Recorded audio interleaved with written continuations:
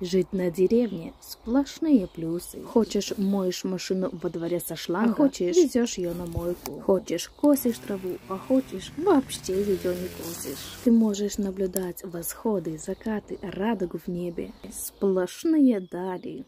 Так же тебе и в цирк не надо. Коты-акробаты слопают всех воробьев, чтобы те не съели всю твою черешню. Конечно, за кусочек мяса.